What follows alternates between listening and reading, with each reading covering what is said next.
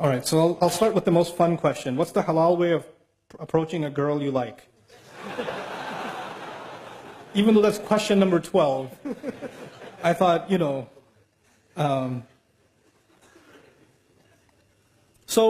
this is more complicated. We've made it more complicated than the Sahaba.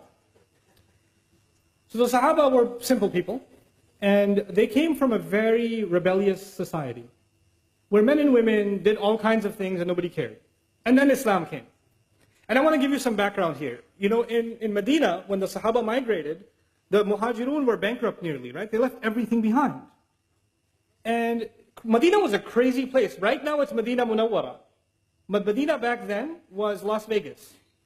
It was bad. When the Prophet went there, it was not a good place. Okay, you have to understand, it was a crazy, crazy society. For instance, one of the most common industries in the city of Medina was prostitution. When the Prophet moved there, and the women there were brothels, like prostitution houses, they used to have flags outside their house, that this is a place you can come for those kinds of things. And a companion comes to the Prophet and says, Ya Rasulullah, there's a woman, because he doesn't make any money, he's a muhajir. There's a woman, she makes good money, I'd like to marry her. And what does she do? Oh, well, she's in the... You know what I'm saying? I'm not going to spell it out. And you know why I'm telling you this? Because Sahaba didn't even know that's a bad thing yet.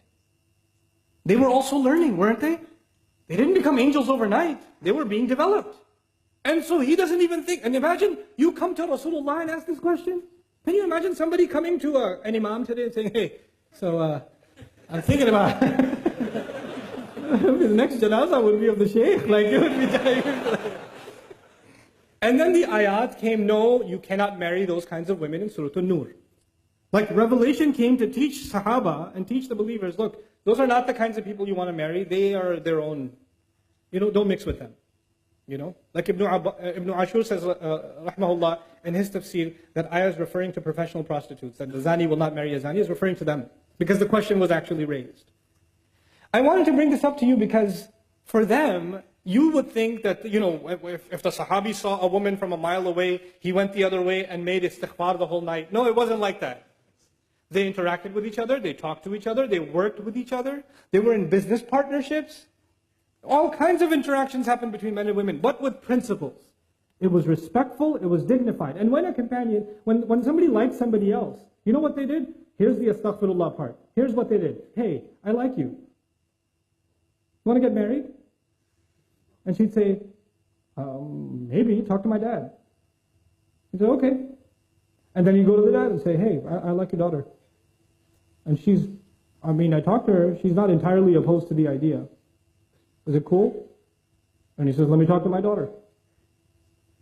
How this happens today in London is you go to a girl, respectfully, hey, we worked together for 3 years.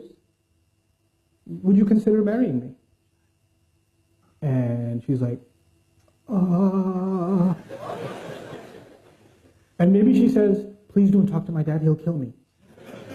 Because if you talk to my dad, he'll say, this is why you go to work?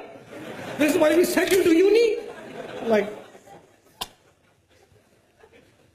you fathers, I have 4 daughters. Listen, those of you that are fathers, that have daughters, you sent your daughters to university. You brought your daughters to this country. You made them live here. You took them outside in society. You made that decision. And when somebody a Muslim likes them, that's a good thing. How are they going to get married sitting at home? Who's going to like them? So when somebody approaches them in a respectful way, you should not say, oh my God, the day has come, astaghfirullah. Ye din bhi dekhne the, oh, tawbah, tawbah. What a humiliation. Now we have to go take you back into Bangladesh and hide you in a village somewhere because some guy likes you. Astaghfirullah. And there's somebody's doing ruqya on her, and calm down. It's okay. Somebody likes your daughter, that's a good thing. Now go and investigate, find out. It's completely fine. The only rishta mentioned in the Quran, the only approach mentioned in the Quran is that of Musa alayhi salam in Madian. He was by himself. Musa was by himself. And these girls were by themselves working outside. And he went up to them and helped them out. And the girl said, he's kind of nice. And she went back to her dad and said, hire him. Which means, come on, Dad. You know. And that happened. And the girl said, I like the guy. That's actually what happened in the story of Musa. Musa didn't propose. The girl proposed. And the father can't propose unless he has the approval of his daughter. So it's okay for your girls to say, Dad, there's this guy, this brother at the MSA, yeah? He's a Thursday halakha. It's really good, you should come. Your daughter's telling you something. It's okay, go attend the halakha. It's okay, find out. Don't complicate this. There's nothing indignified about that. Don't go date a girl now. And don't take, oh, son, Nouman gave a lecture, I'm going to take you out to dinner. No, no, no. Not that either. But can you have respectful interaction with someone you're interested in for marriage? Absolutely. Absolutely. Nothing wrong with that. Can you take your time to understand each other's likes and dislikes? Yes, it's fine.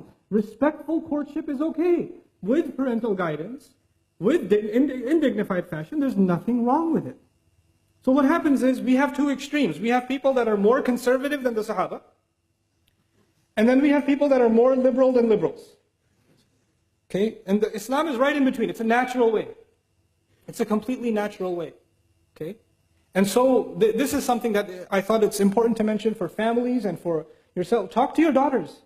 Ask if they like someone. Don't create between fathers and daughters, there should be open communication. They should not be terrified to tell you that they're interested in somebody. Don't force them to marry someone they don't want to. Don't force your daughters and tell them, if you don't marry this one, who's going to come and marry you? And we already said yes to them. Don't humiliate the family and say no now. Those kinds of nikahs are haram. I will say it, they're haram. You cannot emotionally and psychologically force a girl to get married under family pressure. That is batil. And that happened at the time of the Prophet ﷺ. And the Prophet ﷺ considered those nikahs batil. They're invalid nikahs. Until the girl genuinely likes a guy and says, yes, I want to marry him on her own, from no pressure from her father, no pressure from her mother, no pressure from anybody else. She likes him. And even if the day of the nikah she says, Mom, I don't want to do this. The mother doesn't say, too late, girl, too late. We've got the hall, they're all, what are people going to... No, if the girl says, I don't want to do this, then no, stop. Allah gave her that right. You cannot take it away. You're burying them alive. This is the new way of burying women alive, by the way. Back then, they used to take the baby girl and bury her right then. Now we bury them at the day of the nikah. This is what we do. This needs to stop. Let them marry who they want, if they're a dignified Muslim. And because now you're living in a different society, you won't find someone from the same village. It's okay. It's okay. A Bangladeshi can marry a Syrian. It's fine. I know. It's okay for Syrians too. Yeah, you Syrian. Turkish. Somali. Astaghfirullah, Somali. Yeah, Somali. That's fine. You know? You know, Musa alayhi salam is an Arab. Musa is an Arab. Or actually not an Arab. He's from Israelite. And he married an Arab. He went and married in Madian, didn't he? So many Arabs, we only marry Arab. Really? Musa alayhi salam was actually from Israel. What's up with that? You know? It's all good. So it's a time now, it's a strange time that we live in. And actually the only thing that can save us is the basic principles of our deen. And making the path to marriage easy is actually one of the greatest battles against shaitan. When we make the path to marriage difficult. When you have 28, 30, I'm not going to do other questions, forget it. Let's just talk about this. What am I going to do? We're going to have 35-year-old boys not married. What do you think? They were doing tahajjud for 35 years? What planet do you live on? They didn't do anything haram. No evil thoughts went in their head. They didn't go to university. They didn't go to work. 28, 29-year-olds not being married? This is ridiculous. It's absolutely absurd. It's unacceptable. It's unacceptable. And we create standards that don't exist in our religion and don't make any sense. You have 3 daughters, 4 daughters. Somebody proposed for the younger daughter and no proposal came for the older daughter. No. We go in order. Who said you go in order? Which Sharia? If there's a good blessing that came to your home for whichever age, why would you deny it? What will people say? What will Allah say when you explain yourself to him and say, I deprived my daughter of a good nikah because it wasn't in order. What will you say to Allah? You tell me that. What are you going to do? Ridiculous. This nonsense needs to stop. Marriage needs to be made easy. And the guy's side, because Hindu tradition says the guy is the gift, so the girl's side has to give him gifts. Islam came and said the man has to give what? Mahar. The man has to give a gift. The woman is a gift to the family. And now we do in Pakistan, India, Bangladesh, Southeast Asia. No. We don't want jahez. We don't want gifts from the girl's side, but there should be something. At least a fridge. You know? That is the opposite of what Allah commanded. That is the opposite of what Allah commanded. You're not only disobeying Allah, you're reversing what Allah said. Asking to pay, to be gifted because you're the girl, you know, the guy's side? That's like way beyond haram. I don't even know what the category that belongs in. Shaitan is giving you like 5 stars for that one. Do not fall into that category. Don't give your daughter-in-laws and your wives gifts and then ask for them back. Now this is happening. They'll give them jewelry at the wedding. No, that was just for the photos. Really? Allah Azza wa Jalla will describe this. You know, لا تأخذوا منه شيئا أتأخذونه بهتانا وإثما مبينا. Don't take a single thing from the spouse that you've given to them. Are you taking a huge accusation against your own self and taking clear sin on yourself? When you agree to a mahar. You know, nowadays the fashion is they don't discuss the mahar until the day of the nikah or the minute of the nikah. Before then, when the mahar comes up, they say, oh, it's family, it's okay, we'll work it out, it's okay. And then the time comes, and then the girl's side says 50,000. And like, the poor guy was eating biryani and gets stuck in his, you know, like, 50,000? And then his uncle whispers in his ear, it's okay, nobody pays it. If you have no intentions of paying mahar, your nikah is invalid. If you have intentions of asking your wife to forgive the mahar, you're committing a grave sin. You can't even ask for a discount. You cannot, you're not allowed. You can't give it when, you decide. She decides when it's given. That's her right. That's what validates the marriage. Don't agree to a mahar you can't afford. Don't agree to a mahar you have no intention of paying. Don't agree to a mahar that you intend to get forgiven. Oh, if you loved me, you would have forgiven it. Why does money have to prove that I love you? Because it's mahar. And because you can't use that kind of language. فَإِن طِبْنَ لَكُمْ عَنْ نَفْسٍ مِّنْهُ شَيْئًا. If they, out of their own free will, out of the goodness of their own heart, decide to give you some of it, like you gave the 1,000 for the month to her of the mahar, and she says, here's £2, get yourself an ice cream. That's up to her. If she wants to do that, she can do that. But you cannot. That's not your money. That is not your money. These things, why am I highlighting these random things? These are the things that we have introduced into the institution of marriage, making marriage difficult. And when you make marriage difficult, the door to zina is wide open. The door to corruption is wide open. It's unnatural to think that an 18-year-old, 19, 20-year-old guy, girl are going to be in university and they're going to be there for 5, 6 years and not develop any emotional attachments. And then for them to randomly marry a cousin back in Lahore. That's not going to happen. And if it does happen, it's a form of oppression because she's emotionally attached to somebody else. And no man wants to be with a woman who's emotionally attached to somebody else, or vice versa. It's oppression. Sometimes you're denying a nikah only because it wasn't you. You didn't come up with it. The guy says, I like the girl. No, you will marry who we say. Why? Who said? It's a mistake. I don't like it. I don't like that girl. That's not your problem. That's his problem. He's an adult now. Let him make that mistake. If it's a horrible mistake, so be it. But Allah gave those young men and women the right to pick who they want. Parents can give advice, yes. But when you try to control what your children are doing, it will only lead to disaster. It will only lead to disaster. I'm not giving license to 12-year-olds and 14-year-olds who say, well, it's not the month that I can marry whoever I want. No. I'm talking about mature adults I mean, I've met young women that are 25, 26-year-old, accomplished in their careers, pharmacists, physicians, you name it, and they like somebody and they want to marry them. Family says no. That is absolutely dhulm. Nothing else can describe it. That is dhulm. If a woman says she wants to marry someone and he's a Muslim, there's no reason for you to stop it. You have no right as a family to stop it. This is wrong of you to do. You're abusing a right that Allah gave you. Abusing it. It should not happen. And for young men, the last bit of advice is for young men, become men. Earn a living. Be dignified. Don't offer like dates for mahar.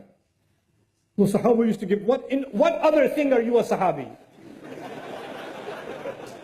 Other than the Kit Kat you want to give for mahar. You know? No. Be dignified. You know, earn a decent living for yourself. Don't say, I like her, I don't have a job, but I don't know, her family's only interested in dunya. Yeah, that's why we have mahar. Only interested in dunya. You're supposed to be concerned about dunya too. وَلَا تَنْسَ نَصِيبَكَ مِنَ الدُّنْيَا. It's in the Quran. Don't forget the portion you are owed in this life. It's a worldly decision too. It's not just a spiritual decision. How is somebody going to provide for my daughter? Where is she going to live? Is she going to live a decent life? These are respectable questions. These are decent questions. So these things we have to take very, very seriously in our communities. And when it comes to the subject of marriage, I didn't talk today about what happens after marriage, because there's a whole set of dhulm we do after marriage. That for another time. I'll yell at you another time. But right now, let's just fix the institution itself. Let's make marriage easy for our young people, especially the ones that are ready and capable. You know, مَنِ اسْتَطَاعَ مِنْكُمُ الْبَاءَةَ فَلْيَتَزَوَّجْ. Whoever among you is capable, let them get married. If capability is there, no other barrier should be there. And for those of you that will find this controversial, it's okay. I'm leaving here anyway soon, so that you deal with it and troll me on online. So I'll tell you, if your son wants to marry somebody who just took shahada yesterday, right? Or the girl wants to marry a guy who just became Muslim a week ago or something. And then you say, well, he only became Muslim because he wants to marry the girl. It's not a real shahada. Who decides what a real shahada is? Who decides? Can you tell why something happens? When Osama, the famous narration of Osama came, that he was about to kill someone in battle. In battle, he's about to kill someone, and the guy falls. The enemy loses his sword. And he's about to strike him down. And he says, Ashhadu an la ilaha illallah wa ashhadu anna Muhammad Rasulullah. He took shahada, became Muslim.